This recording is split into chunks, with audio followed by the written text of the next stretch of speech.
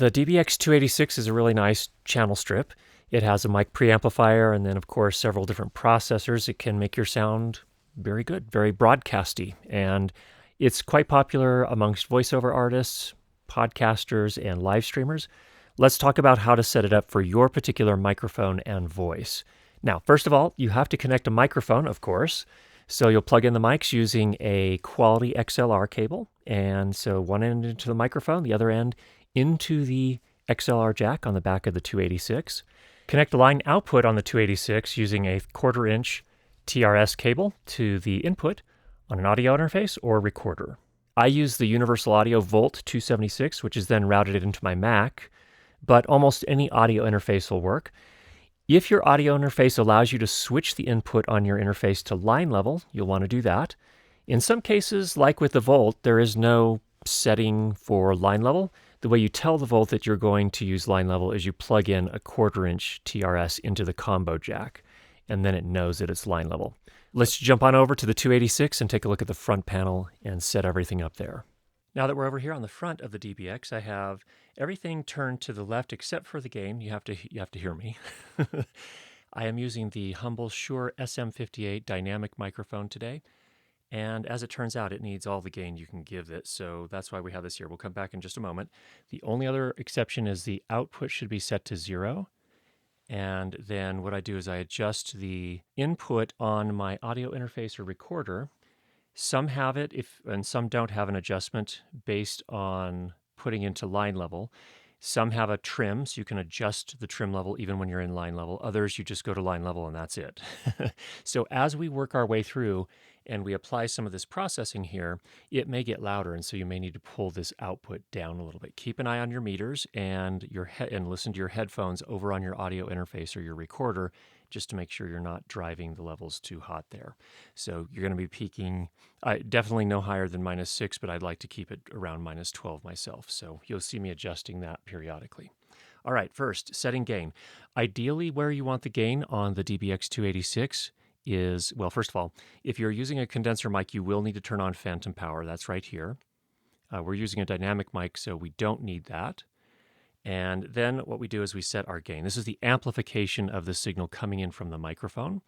And again, the Shure SM58 is a microphone that requires a lot of gain. And so what you're trying to do is adjust this until these meters are showing solidly into -10, but also up into the 0. So if I laugh a little bit, you can see we hit up into 0, but you do not want to light the red LED, which is the clipping point.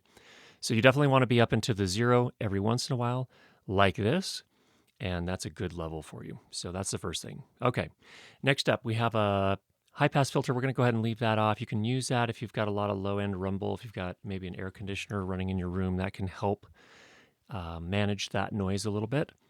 We're not going to bother with that today, but you can turn it on right there. Bypass is, if you want to turn off all of the processing immediately, you press this button right here. And there it is, bypassing all of the processing. We don't have any processing set really right now, so you're not hearing a difference generally. But we want to turn that off as soon as we're ready to start setting the processing here. All right, first one is the compressor. And the compressor, of course, helps even out your dialogue levels, and also lets you boost the levels a little bit more, make them a little bit more present. So how I would go about setting this, first of all, is that for dialogue, I typically set this somewhere maybe between 4 and 5, or 3 and 5.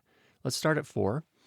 What this density setting does for us is it defines how quickly the compressor stops compressing once I stop talking. You can think of it in these terms. It's not the most precise explanation, but that's the general idea. And so that's what this does. For spoken word audio, I usually find between 3 and 5 is a good spot to be. So we're going to start at 4, and we'll probably end up with it there. We'll see. The drive, on the other hand, now, with a compressor, for those that are used to setting compressors, this is only 2 controls. It's different. It's different than you were used to seeing on most compressors. And the way this works is that whereas most compressors, you set a threshold, you say, okay, once the audio gets above this level, start compressing. In this case, instead of setting that threshold, that's actually the way I think of it is it is set for you. And then you drive or amplify the audio coming into the compressor to go up against that threshold to start compressing. And we don't want to do a ton of compression, just a little bit. And so what I typically do is I start turning this up until we start seeing it register that it's doing some gain reduction right here. It's actually pulling some of those louder levels down a little bit. You can hear I'm getting louder already. And as I keep going here, now we're starting to compress. I'm usually looking for somewhere around 6 dB. So checking our levels here, 1, 2, 3, 4, 5. 1, 2, 3, 4, 5. Okay, I think we're pretty good there. I may need to turn the output level down just a touch, depending on your audio interface or recorder. You might need to do that as well. And you can notice we're hearing more noise too. That is normal. As soon as you boost the levels like that, you're going to hear a little bit more noise. So I'm hearing some room tone. In any case, that's about where I would set the compressor. So it's making my voice nice and present, and it's making it pretty easy to hear. So it's also leveling it out a little bit, which is nice. Okay, let's go ahead and move on to the next thing. Next, we have our De-Esser. And what can be helpful sometimes is actually to set the enhancer first and then come back to the De-Esser, which is kind of an interesting approach, but let's go ahead and try that. I'm going to go ahead, on the enhancer, we have two things, low frequency detail and high frequency detail. And essentially what this does is this boosts the bass in a way that doesn't make it too boomy or too distracting unless you push it really far. And then this makes it, gives you a crisper sound, gives you more air, more top end, more high frequency.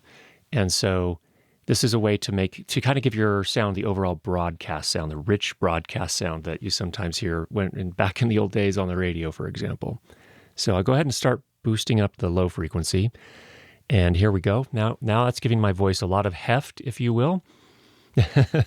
I would probably stop right around there. That's 3 on the dial. You can hear, if you go farther than that, it gets a little too heavy. And I think that's a little too much. And at some point, if you push it too far, it's also harder for people to understand what you're saying, especially for longer recordings. So don't go too far. Go until you can hear it, maybe back off just a little bit. So there's some heft there. Let's go with the high frequency. Now I can go ahead and boost these up. She sells seashells. Starting to get very, very crisp already. So that is the high frequency detail. And I'd probably stop about 3 there. Let me show you what happens when you go really far. She sells, whoa, that is just piercing. So we're going to go to about 3, and then we'll come back and take care of those shrill S's, the sibilants that we're starting to hear now. Actually, my voice has quite a bit of sibilance, so you're probably hearing it before as well. All right, so let's go back to the De-Esser. And with the De-Esser, let's check our levels. I think we might need to come down just a touch more on the output so that we're not getting too loud there.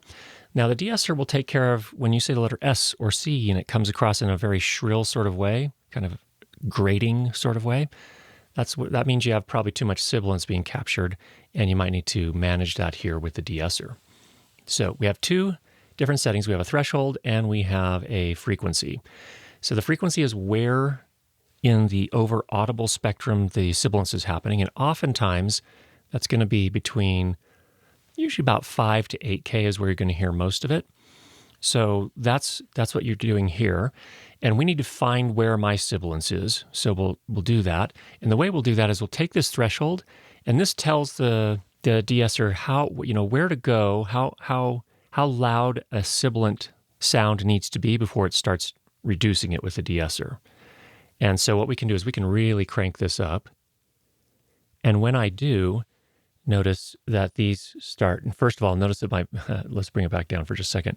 Notice that these 2 lights start lighting up, these 2 LEDs. First one is 1 dB of de-essing, and the second one is 6 dB of de-essing. 6 dB is probably more than you need in most cases, so I generally try to get the green flickering. So let's go here, and you can see it's already doing some stuff. And you can hear now I start to have kind of a lisp. Instead of sibilance, I have the inverse of sibilance, which is a lisp. And so what I'm trying to do is, let's maybe go to 4 here. She sells seashells by the seashore. And I'm going to sweep back and forth on the frequency until I find where it's doing most of the de-essing. She sells seashells by the seashore. She sells seashells by the seashore. She sells seashells. It's hitting it pretty hard right there. So now what I'll do is back way off. She sells seashells by the seashore. She sells seashells by the seashore. By the seashore, she sells seashells. So what I want to do here is I just want to tickle this a little bit. She sells seashells by the seashore. By the seashore, she sells seashells. I would probably come back just a little bit, maybe right there. She sells seashells by the seashore. She sells seashells by the seashore, somewhere in that range right there. So I'm just doing a little bit of de-essing right there. The SM58's a somewhat, no, it definitely picks up some sibilance. So that's about where I'd end up there. All right, our final one is the gate here. Let's just check our levels here. Are we a little hot? I think we're doing okay. So we don't need to adjust the output again. Let's go to the noise gate or the expander gate. So this is how you can manage room noise. Now, an important thing to keep in mind here, this is not a perfect denoiser. It's not the same as a denoiser plug-in in post necessarily. And what this does is that when you stop talking, it detects that.